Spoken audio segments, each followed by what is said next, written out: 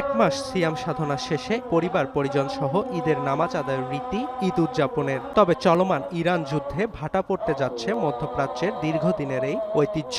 শুক্রবার সৌদি আরব সহ মধ্যপ্রাচ্যের বিভিন্ন দেশে উদযাপিত হবে পবিত্র ঈদ উল ফিতর।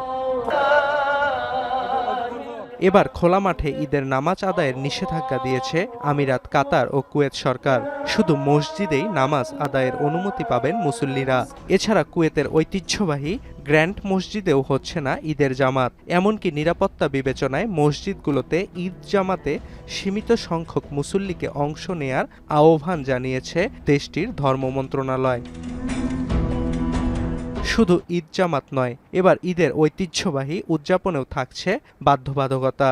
কুয়েতে যে কোনো কনসার্ট ও ফায়ারওয়ার্ক প্রদর্শনীতে নিষেধাজ্ঞা আরোপ করা হয়েছে। এছাড়া জনসমাবেশে কড়াকড়ি থাকছে সৌদি আরব, আমিরাত, কুয়েত, বাহরাইন সহ মধ্যপ্রাচ্যের বিভিন্ন দেশে। নোভা এলইডি টিভি, ঝকঝকে ছবি, নিখুঁত শব্দ, ৫ বছরের ওয়ারেন্টি। নোভা মানি সঠিক মান, নিশ্চিত সেবা।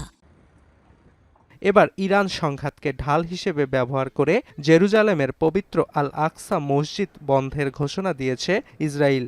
মিডল ইস্ট আইয়ের খবর, ইতোমধ্যে পবিত্র মসজিদটি পরিচালনার দায়িত্বে থাকা ওয়াকফ বোর্ডকে নিজেদের সিদ্ধান্ত জানিয়েছে তেল আবিব। ঈদের পরও বন্ধ থাকছে মসজিদটি।